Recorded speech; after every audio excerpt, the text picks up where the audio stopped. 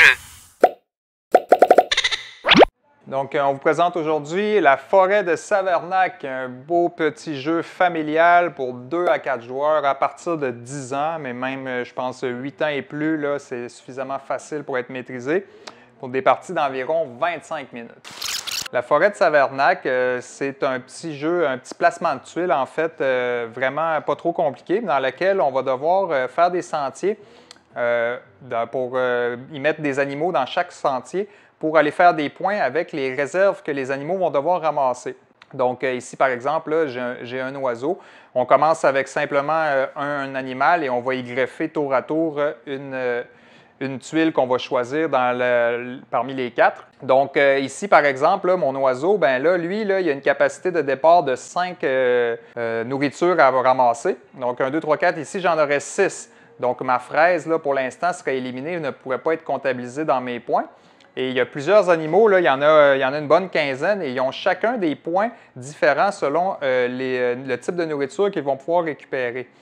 Mais ça va pouvoir changer parce qu'en cours de partie, on va tour à tour prendre une tuile. Donc, par exemple, là, je choisis de prendre celle-là que je mets ici. Eh bien, j'ai l'avantage qui vient avec. Dans ce cas-là, c'est un petit dolmen qu'on va rajouter par-dessus. Et là, qui va faire passer ma capacité de stockage de l'animal à 1 de plus. Dans ce cas-là, ça serait 6. Donc là, je pourrais aller ramasser ma fameuse fraise de tantôt qui n'allait pas marquer. Et chacune des nourritures apporte des points différents. Dans ce cas-ci, la fraise me donnerait seulement qu'un point, donc j'en aurais 2 à la fin de la partie. Mais les gouttes d'eau qui viennent être récupérées lorsqu'on prend la deuxième tuile, ces gouttes d'eau-là, elles peuvent être mises ici et à faire un +1 aussi. Donc, apporter un point de plus à chaque type de nourriture que l'animal va ramasser. C'est assez simple. Les règles à respecter, c'est de placer une tuile à la fois.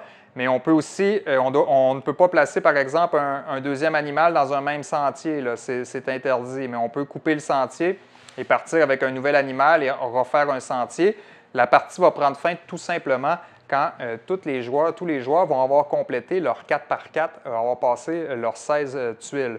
Donc, c'est des parties qui sont assez rapides, mais qui demandent quand même un peu d'anticipation, de réflexion, qui vont nous forcer quand même à réfléchir là, à ce qu'on va pouvoir placer. Alors, à chaque fois qu'on prend la première ici, on va avoir le coq qui va nous octroyer le choix de choisir en premier. Les gouttes d'eau que j'ai expliquées ainsi que les domaines. Et la 4e pile, c'est des nouveaux animaux qu'on va pouvoir mettre. Donc, le but, c'est d'en mettre suffisamment pour faire un maximum de points avant que la partie prenne fin quand tous les joueurs auront complété leur 4 par 4. En résumé, la forêt de Savernac, un beau petit jeu familial, simple, mais que les adultes vont pouvoir apprécier aussi en jouant avec les enfants. 2 à 4 joueurs à partir de 10 ans, mais 8-9 ans là, facilement peuvent jouer à ça aussi pour des parties très rapides d'une vingtaine de minutes. Donc, forêt de Savernac, soit dit en passant, qui est la plus vieille forêt de chêne de l'Angleterre. C'est l'été, il fait chaud, il fait beau en Gaspésie, les gens viennent nous visiter de partout au Québec, on est bien content de ça. Et Randolph ont sorti juste à temps pour l'été le petit jeu Littoral qui se démarque ces temps-ci. On en a vendu beaucoup de copies en ligne et en boutique. Et à juste titre, c'est un petit jeu sympathique, facile pour toute la famille, dans lequel on va piger dans le sac et poser des jetons. C'est facile, c'est pour 8 ans et plus, des parties de 20 minutes pour 1 à 6 joueurs. Donc, le principe est très simple. À votre tour, vous allez tout simplement piger dans le sac. Et les jetons sont toujours recto-verso avec 2 faces différentes. Alors, on va choisir laquelle on veut utiliser selon l'effet désiré. Donc, par exemple, les crabes vont être placés dans le milieu, ce qu'on appelle la mer, et alors que le littoral va être le coin de chaque joueur. Donc, mon crabe ici, je le place dans la mer. Il me permet immédiatement de rejouer. Mais si, par exemple, je réussis à placer un deuxième rocher comme celui-ci devant moi, eh bien là, je vais pouvoir ramasser la totalité des crabes qui sont là. Donc, il faut savoir anticiper un peu les mouvements de nos adversaires également, parce que là, si on met des crabes et puis c'est l'autre qui place son deuxième rocher, bien, on va lui donner tous les crabes d'un coup. Donc, chaque jeton là, a un impact différent. Comme voyez-vous, là, cette bestiole-là, bien, on la met là, ça me permet de rejouer. Alors que l'oiseau, elle, va les manger. Donc, s'il y en avait d'autres, j'aurais pu ramasser toutes celles qui sont là et les placer ici. C'est assez simple parce que la partie prend fin quand le sac est vide et à la fin, le gagnant, c'est celui qui va avoir le plus de jetons accumulés devant lui. Donc, des règles vraiment, vraiment simples, mais qui offrent quand même un petit côté stratégique parce qu'il faut quand même anticiper les mouvements de nos adversaires et essayer de ne pas leur faire des points en faisant un peu n'importe quoi. Donc, il faut penser à ce qu'on fait.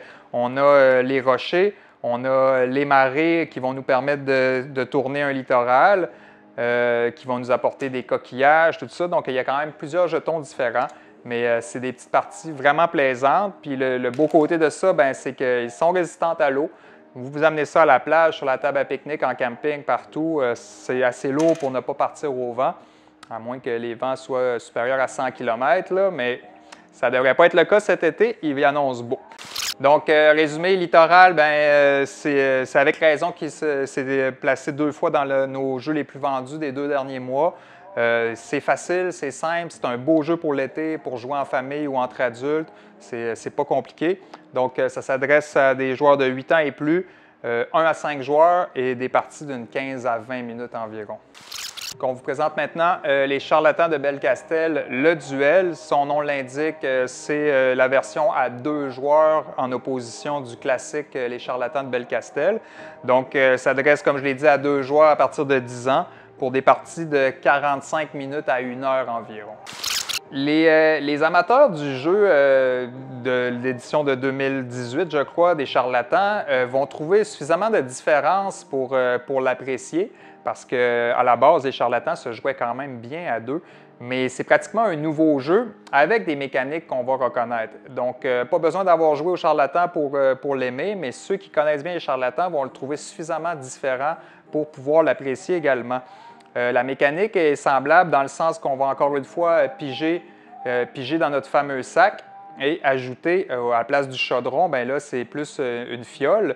Donc, on va placer, par exemple, ici, là, ce jeton-là noir de 4, j'ai bien pigé, il va me générer 4 lingots, 4 pépites d'or, parce qu'à la différence du jeu de base, on va pouvoir acheter nos ingrédients avec l'or et non pas avec seulement que les chiffres qu'on marquait à la fin de chaque tour dans le jeu de base.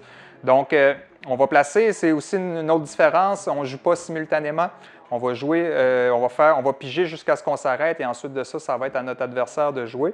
Mais la mécanique pour ça est assez semblable là, avec les fameux claques-doigts qu'on ne veut pas mettre pour ne pas faire exploser notre fiole.